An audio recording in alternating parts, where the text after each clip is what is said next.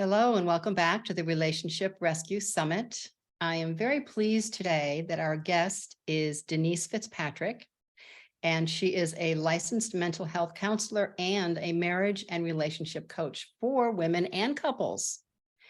And she's committed to helping them all create a happy and healthy, thriving relationship. And that's what we're here to talk about at the summit, is how to create those healthy and thriving relationships throughout. I mean, everything from a partner to a friend, a coworker, a relative, even a stranger.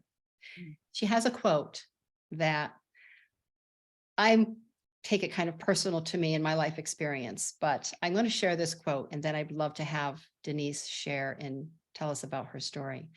In any relationship, when one person changes, the whole relationship system changes. She's going to talk about that today and tell us exactly how that comes into being and the role that we play. And as we've been saying throughout the summit, that the relationship with ourselves is what touches them all. So Denise, welcome. Thank you so much for being here. Yeah, thank you so much for having me. I'm excited to be here. I would love to have you start by telling us, sharing your journey of what brought you. You know, we all get a calling when we're doing this type of work. So Right. what was yours and what brought you to where you are serving?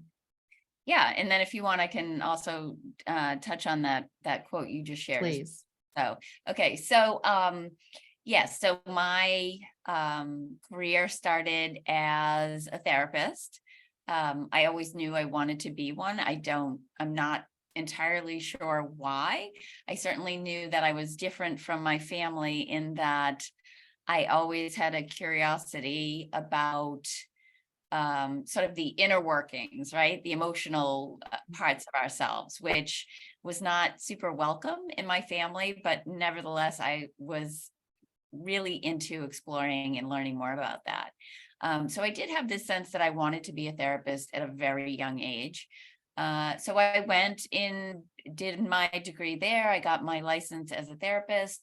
I worked in a number of different mental health clinics, state-funded hospitals and facilities, and then went out on my own in 2007. And I had my own practice from 2007 up until about 5 or so years ago when I made this shift into coaching. And I made this shift because I felt like the therapy model just really wasn't working for couples. When couples are in distress, they need a plan. They need a strong leader and they need a plan. They don't necessarily need somebody that's going to just sit there, listen, kind of nod, offer support, offer compassion, which of course, all of those things are super important, but not when you have two people who have some highly charged emotions sitting in your office. So I knew that what was needed was something that was far more instructive and really led people down a plan and a process and a roadmap of how to really heal their relationship. And I found that coaching was exactly what was required and what was needed. So although I maintained my license, I now work with couples and women, as you said, in a coaching capacity, where it's really instructional. Like they're really learning some skills in how to communicate, how to connect, like all the things that nobody ever teaches us how to do, right? We just kind of get into marriage. Exactly. Doesn't come with a manual. Oh, there is no manual. And then we come across difficulties and wonder, why is this so hard? Why can't I figure this out on my own? I should be able to figure this out on my own. And it's because we haven't learned. And the great news is we can learn how to do it now. We just have to find the right support, because not everybody is equipped to help couples in this way.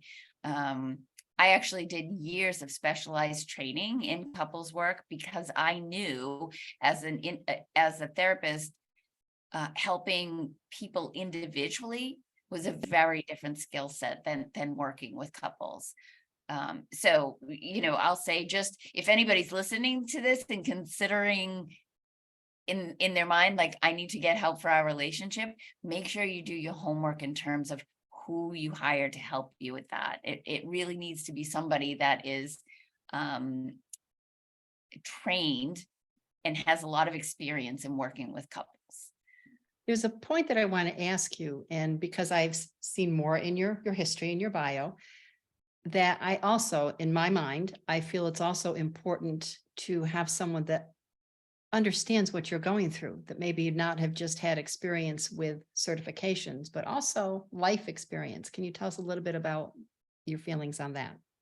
Yeah, absolutely. So I healed my own marriage through the exact process that I teach my clients to go through, right? And so kind of coming back to that quote that you shared about, well, it only takes one. And I remind people of that because they're always like, no, there's no way. I've got to get my partner to come. Like, there's no way. Does it take, wait, if the other person isn't doing their work, then it's not going to change and I'm not going. Well, Which you and I talked about before we hit record. you know what? It only takes one. And I really want to kind of dismantle that belief for people, because I think that it really prevents them from seeking help, right? If they have a resistant partner, then they're like, well, then there's no use. But I will say, from my own experience, that's exactly how I changed my own marriage, was when I started taking a look at myself instead of just blaming my husband for everything, and really started to look at how I was showing up as partners. And now I say to my clients, okay, you're only thinking about the kind of partner you want, but not the kind of partner you are. And that was the piece that I was missing. And when I Huge. started to do that work on myself and started to shift my perspective and started to show up differently and really hold myself accountable instead of my partner, things really shifted. So I know clearly from firsthand experience, my own experience, that it does only take one. And while I do work with lots of couples, I also work with women individually who have done this work, who have changed their marriage. And when I'm working with couples, I often will separate them and do individual work too, because at the heart of it, they are each doing their own work anyway. Yeah. It's not about, okay, come on into my office and okay, now fix my partner. What solutions do you have to fix my partner? Right. And if you have somebody that's willing to do that for you, then you should run, because that's not effective. No, it's not. Yeah. I think that was one of a couple of the biggest aha and the big turnarounds for myself personally that rolls over into my entire life is, what is my role? What is my role in everything that I do? And that was a hard answer to really face, because you really have to look at yourself and go, ooh, yeah. Or you look at yourself, and what I encourage my clients to do so much is to look at yourself, but not through the lens of judgment or criticism, right? From compassion, from noticing, Grace, yes. awareness of, oh, okay, right, here's how I'm showing up in ways that aren't really in alignment with who I want to be. Mhm. I know that how I'm showing up is not really getting me the results that I want. And how could I do better? Again, not from a place of like judgment, because this is sometimes where people like go into this place of, oh, like I'm such a bad person. I was just going to say, yeah, you think you're terrible, and it's Right. it's Never you've learned it, so you can unlearn it. right. And it's never about taking responsibility so you can blame yourself, right? You don't want to be blaming your partner, nor do you want to be blaming yourself. But often what's at the heart of this, like blaming the other, is a projection of what we're not feeling. Like we have some wound inside us Mhm. that has yet to be healed. Yeah. We are not taking care of ourselves or taking care of healing that wound. And so we are projecting that onto the other, Exactly. expecting them or hoping that they will make up for that, for whatever it is we're feeling a lack of inside. Well said. Yeah. Well said. And I look at that as forgiving yourself for what you did not know, and then embrace all the newness of what you can create Mhm. going forward. Yeah. And when we're taking care of ourselves in a better way and loving ourselves, all parts of us, right? Because this Mhm. all have flawed parts and our partner has flawed parts. But chances are, if we can't accept some of the flaws that our partner has, it's because we're not accepting parts of ourselves. Right. So when we can fully embrace all of who we are and not make those parts bad or wrong or terrible, like, and we love ourselves anyway, then we are in a much better position to be more accepting and loving of our partner, who is also a flawed human being. Exactly. Again, well said. And I know that one of the first things I hear when I'm saying and teaching and guiding is, well, people say, well, that's easier said than done. So how do you approach that Yeah, reaction? And it that's is. usually when the wall goes up. Yeah, it's 100% easier said than done, right? It's simple, right? These are simple things, like simple ideas, simple concepts, but they're not easy. And so my question back to that is like, but why do you expect it to be easy? Like, whoever said it was easy, right? Like, the effort that we put into advancing our career, or the effort we put into parenting our children, or maintaining friendships, that work is not easy, but we do it. Mhm.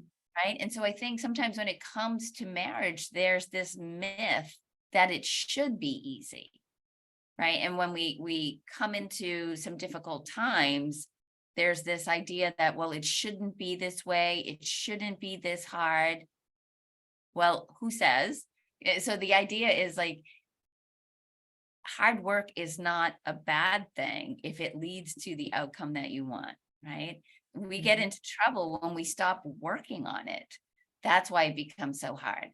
We hit rough spots, we throw our hands up in the air, we Say, say, this doesn't work. this isn't working, nothing's working, and then expect that it's either going to get magically better on its own, or we might exit the relationship. And my thought is, I believe lots of people end up exiting the relationship when it actually it could have been better. It could have been solved. But people just don't know how. And that becomes the issue, right? We have so many false beliefs, distorted ideas about what marriage should be like. And then when it doesn't kind of match up with the reality, they think something has gone wrong. So a lot of what I do with couples too is just education around, like I said earlier, dismantling some of these false ideas, beliefs, and fantasies that we have about what marriage is supposed to be. I mean, I was there. That's exactly why I was in the position I was in my own marriage. It's like, wait a minute, what's happening here? My husband's supposed to be like making me happy. Why isn't he? Why isn't Supposed he? to be the storybook. Yeah, I told him what I need. I told him what I want. Why isn't he doing it? Right. And then so there's this expectation that I just have to say what I want and need, which when you really think about it is more like that it's not sort of an emotionally mature mindset. It's more of a like this childlike mindset where it's like, here's the thing I want and need, and now you need to give it to me. And I'm going to hold my breath and stomp my foot. Which doesn't work. No, and that comes back to my next question is it always comes back to the self. So if we're struggling with trust issues, feeling safe issues, and the expectations is a big one, that fantasy, that thing that, when we dream about the wedding, but we don't Plan for the plan actual for the life. Yes. Mhm. And, having different goals. Each one is coming in with their own baggage, their own stuff. Yep. So if you're working with the individual, excuse me, who is carrying their own baggage, how do you work through that and have them see that? Number one, again, don't beat yourself up for what you didn't know. And this, I say it as this was never your stuff to carry. So how do you work through that to help the individual feel better about themselves and then feel better within the relationship?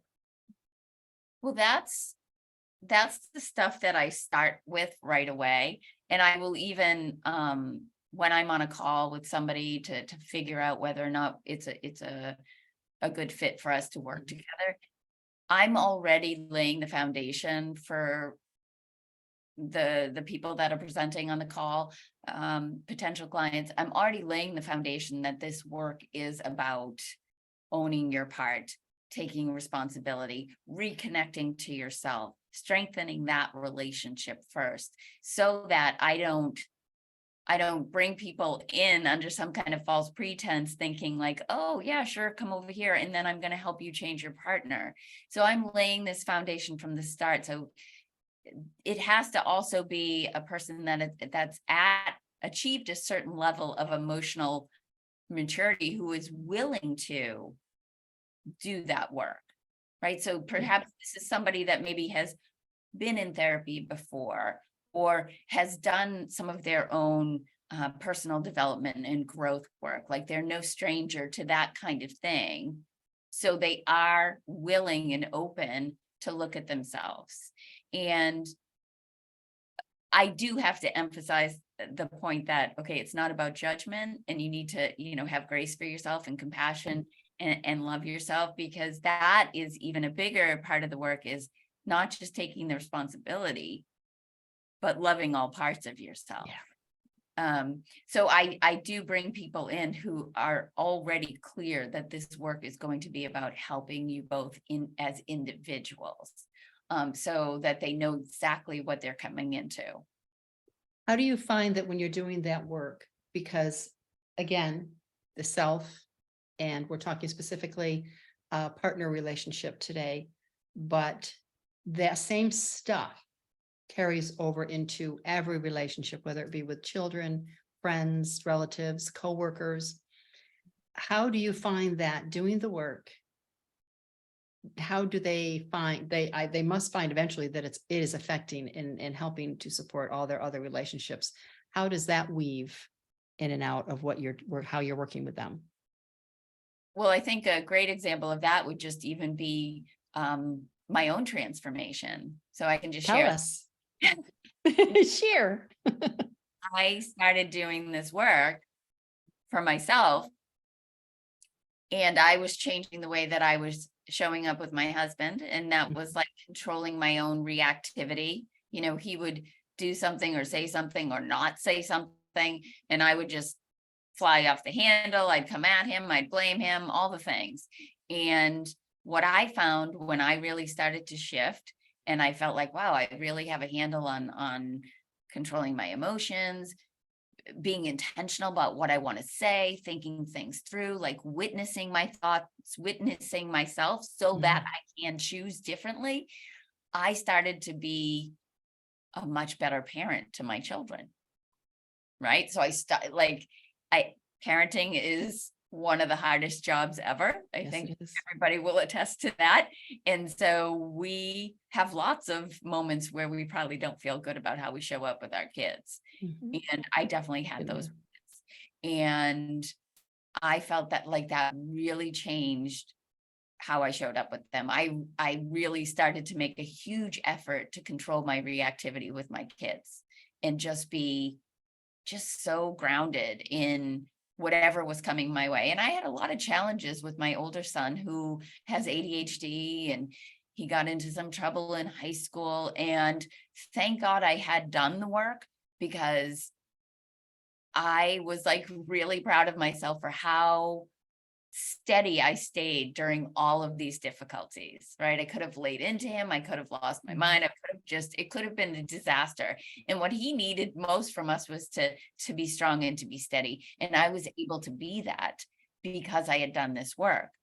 In addition to that, it also changed my relationship with my parents, because again, I think no matter how old we are, and I'm in my mid 50s, but no matter how old we are, we still get triggered by our families, right? By our parents, right? Yeah. And so I could bring her in and have her tell you. and I would find myself just falling right into that with my father, especially my father, falling into the pattern and walking away and just being so furious with him and letting it consume my mind and take up so much emotional space. And then I'd be angry that it was taking up space, right? Like this shouldn't be happening. So again, doing this work allowed me to really detach from that, to get a handle on my reactivity with him, to the point where, like, I'll walk away sometimes, like after having spent time with them, and kind of run through things and go and look at a situation and say, wow, I'm really proud of the way I handled that. Right. I didn't even get swept up in that. I didn't let his comments bother me. And like, truly, it wasn't just, oh, I'm not going to pay any attention to that. It was truly like I had released that. Like that's his. Beautiful. Yeah. Beautiful. So And I get so excited in asking you to tell your, share more of your story, because every time I know this, that every time a woman does share her story, it gives another woman the courage to do or to share her story or to support others, but especially herself. And knowing that how you saw how it rolled over to being present for your children and your parents, it does make a huge difference. And please, first of all, thank you so much for sharing that, because I know it's going to touch at the very least one, if not more, for sharing that story, that it gives hope. You know, it really gives a lot of hope that it is possible. But what happens if you can share the children, your parents, how do you find that when you were out in the world? And I find, if I have to be totally honest, it's still a practice, and it's forever going to be a practice. So if you could just share how you see that and how you explain to your clients that this is, you know, you're not going to magically be now this, I hate this word, perfect, this right. completely 100% healed person for the rest of your life. You're going to have moments of what I call a review process. Yes. So I think it is always a practice, and it is always a practice for me. It's something that, I mean, there are times where it doesn't feel like, you know, those stages of competence. And so at first I'm consciously competent, which means I'm aware that I'm doing the thing. I have to be really intentional about it. And then you get to a point where you're unconsciously competent, which means you're just doing the thing. You don't even have to think about it. So I would say I sort of vacillate between those. There are times where I have to be really intentional, and then there are times where I just do it because that's who I am. But yes, there are definitely still situations where I may be super triggered. It doesn't happen very often, but where I have to work really hard. And that might still be with my kids, right? There still might be moments where they might push me over the edge and I'm not doing as great a job as I would like to. But what I like to equate it to a lot of times is with sort of a health or fitness journey, right? And it's the same kind of principle, right? We don't just make a decision today to, I'm going to work out for a month or 2 months or 3 months or a year or whatever and get fit, and then I'm going to stop doing that thing, right? It still is a daily practice. Like, how am I moving my body? How am I taking care of myself? What foods am I putting in my body? Am I getting to the gym? Am I, working out? And at some point, that stuff just becomes part of who you are and you're just doing it. But there are times where maybe you don't feel like it. You don't feel motivated to do it. And you might have to talk yourself into it, or maybe have a week where you don't go to the gym and you eat really bad, but then you get back on, right? It's that same kind of thing. It's like, it's a becoming of who you are, not just like a what you do sort of thing. Does that make sense? It does. It does. And I find, and you're right about the triggers. And what I found with the triggers, that number one, I feel it coming. I mean, you can feel it coming, which helps to determine how you're going to react. But there's times, and I say the same thing, you know, go over the edge. But it's reached a point now through doing the work that I can say, I can stop. And if there's someone in front of me that's getting my reaction, I can immediately stop and say, oh, sorry, there's still something that I need to work on within myself. And a couple of instances, it's been on the phone with service people, and we all have a good laugh over it. But I like that now, that I can feel it coming, and and if I miss it and it overwhelms, I can come back and say, okay, I know there's something, and I can apologize if necessary. Yeah. Yeah. And that's, that's what I say to my clients all the time, is you always have a chance for a do-over. Mhm. So as they're practicing these new skills and these new capacities within themselves, and they find that, oh, we didn't do so well this week because we ended up in that same old default place and that same old fight. And it's not a lost opportunity. Like, that's a moment for learning. And the Mhm. fact that they recognized it as, oh, that in and of itself is progress, like the recognizing. But I Yes. always say too, if you, after the moment passes and you feel like, oh, that's really not the way I wanted to do it, go back. You get a do-over. You say to your partner, you know what? I don't really like the way I showed up to that moment. Here's what I wanted to say. Here's how I wanted to handle this. Right. And so you Yes. can have that corrective moment. May I ask, when you started to do the work within yourself and come into your partner relationship with your husband differently, how did he start to, was he surprised sometimes? Was he unsure? How did he open up to it? Yeah, well, he's not a super talkative guy, but I could tell by the way that he was responding positively to me, right? So one of the things we used to argue about was he wasn't affectionate enough, or he didn't listen to me when I talked. So now, and I used to get really reactive to that. Mhm. And when I stopped getting reactive and I just would say, uh, you know, why I need you to listen to me, or I need you to look at me when I'm talking. And he would respond in a really positive way. Nice. Um, but what also transpired during that time was I gave up alcohol. And that was a big thing that was contributing to some of the discord, because again, I wasn't showing up as my best self when I was drinking alcohol in that way. And when I gave up alcohol, I know that changed my husband's experience of me. And we were even talking about it recently, where he was just like, yes, like our marriage is so much better since you stopped drinking. So there was just a lot of work in there. The internal work, getting rid of these buffers that I was using to try and hide out from Ah, all sorts of stuff, right? yes, and goodness knows we know how to hide well, and Yeah. it's just not healthy. It just is not. So that made a huge impact, a positive impact in my relationship with me, but in my relationship with my husband as well. Did you have any other, you weren't seeing a coach at the time. So did you have another support system that you used, or Giving up alcohol, or is just, that, no, just in doing the work? um, I was actually doing a lot of training in couples So therapy. that's what was bringing you That to, was kind of informing me. And while I was learning it, it hadn't quite clicked for me yet. Right. I was teaching it to my clients and I knew it sort of intellectually, but not in practice. And at some point there was that shift when I really started to embody that work.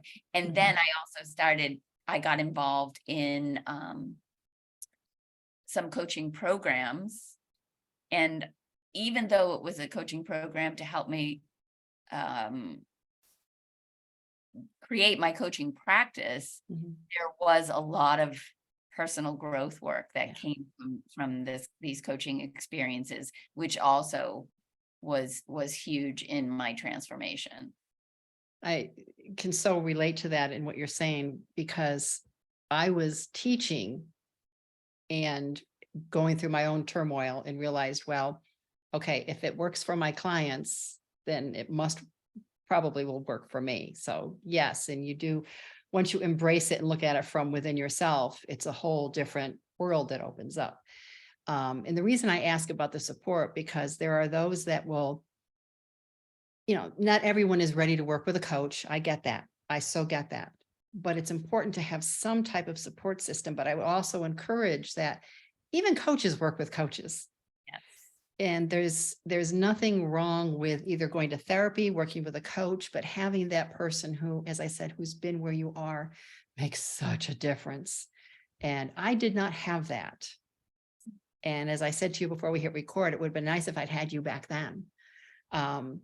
Because it's having just that person that really, I mean, I had my best friend and she was my rock and she still is, but she'd never been where I was. And there's Right. just that little bit of difference of having someone that you can really relate to and can really hear and feel and understand your pain because they've been there. And it's the same with, being my mother's caregiver now. It's hard to talk to someone who's not been through that experience. So, and that's, I find, is the same with so many things. It's that relatability and feeling, you mentioned about not feeling like your husband was listening. I think as humans, we struggle with really listening to hear and to understand.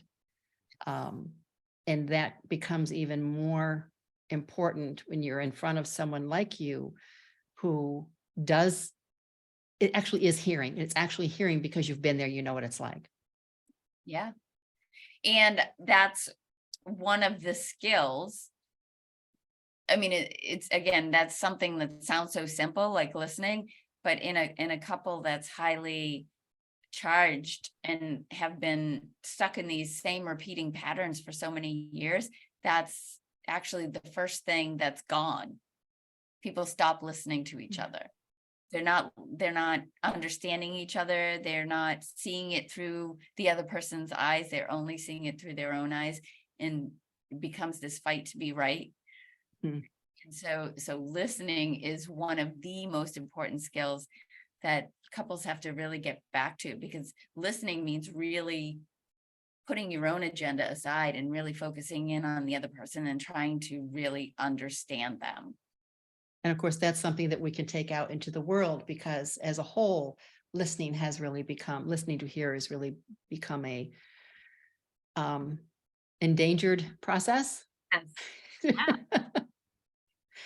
What would you offer as, let's do it two paths. First of all, what would you offer to someone who does want to work with someone who has been there, but they're a little, they're nervous? What would you offer them as baby steps or big steps, or what would you offer? I would do your research for one. And I know that working with somebody can be scary, but think about what's the alternative, right? If you're in a really stuck place, you want to think about, where am I going to be 5 years from now? Where am I going to be 10 years from now? Also, no, you shouldn't be able to figure this out on your own, because nobody teaches us how to do these things. So there's no shame, right? I think that's something that prevents people from reaching out too, is thinking, oh, we must be really damaged if we have to go see somebody about Good this. point. Actually, I would say that the opposite is true. If you're reaching out for help, it takes a huge amount of courage, but it means that you care enough to get the support to make things better, right? It's the wait and see and hope where things sometimes get to a place where they're not salvageable, right? Like, we can't turn back. So there's no shame in getting the support. In fact, it's a courageous thing that you're doing for your marriage. And like you said earlier, is we plan so much for the wedding, the party, but we don't plan for our life together. So think of getting the support you need as a gift that you're giving yourself, that you're giving your marriage, right? Because you're giving it a chance. And then the other piece, of course, is do your research and make sure you find somebody that's really skilled in helping couples. You might want to ask them, like, how much of your practice is working with couples? What kind of specialized training do you have? How many couples have you helped? If you have somebody that's seeing individuals, couples, adolescents, and the list goes on, that might not be the right fit. Because Oh, good what point. I've seen happen is people go to the therapist, they're worse off, and not always, but some, because I think there's also the point that there are good therapists that don't recognize that working with couples is a different skill set. So they might offer it even though they're not equipped to do it. And so a couple might come from that and be like, okay, we must be in really rough shape if the therapist can't even help us. Maybe we need to dissolve our marriage. So most importantly is make sure you find somebody that's really skilled to help you. Well said. And actually, you kind of covered both paths and all of that. So that was beautiful. Is there something that you can offer from a heartfelt, supportive, because you know there are women that are getting that voice in their head that's saying, don't do that, you can't do that. And then you also have maybe the voice of other family members that are saying, oh, that's ridiculous. Don't, you don't need to tell people your problems. What can you offer that can help them find the courage, move through the fear, and just get support? Well, one thing I would say, and I recommend this to all of my clients, is don't share your stories and all of your venting with family and friends, because they're going to be on your side. And they're going to say things like, oh, what a jerk, you should leave him, or da da da, right? And they only know one side, right? And so if you're really interested in fixing your relationship, I'd say don't continue to talk to family and friends. It's not supporting your marriage when you've got somebody who's just taking your side. And then how to move through the fear. Again, I would say, ask yourself, where do you want to be? What is it you're really desiring? Where do you want to be 5 years from now, right? Are you just waiting it out until the kids get old enough and you can leave? Are you waiting it out until the kids leave for college? Like, really ask yourself, like, what kind of life am I living now? Am I just existing? And if I am, then that kind of is your answer. Because I know for me, whenever I am feeling like this is not where I want to be, I think about, okay, what do I need to do next? Right. And I know not everybody is wired that way. But if you're really feeling like you're unhappy in your marriage, but you really don't want to leave, you really want to make it work, then just take that risk, take that leap of faith. Like, just, there's no other way to do it. It's like ripping off the Band-Aid. Yeah, Right. well said. But I will say that most of the couples that I work with, and we're a couple months in and things are starting to shift, and the thing that they always say, I hear this a lot, is, I wish we had done this sooner. Mhm. I'm sure you do. Yeah. I'm sure you do. Well, I can't thank you enough for everything that you have shared today. And as I said, whenever we tell our stories, it just gives courage to others to share theirs.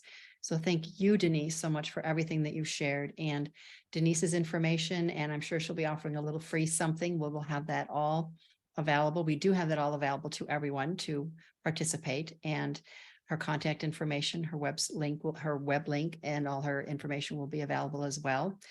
And I thank you all for being here in the entire summit and just taking bits and pieces or whole trunkfuls from all of our speakers, because working on our relationship with ourselves just enhances all of our relationships. And that is such a beautiful thing. So thank you so much for being here. And I wish you all much peace and many blessings. Thank you.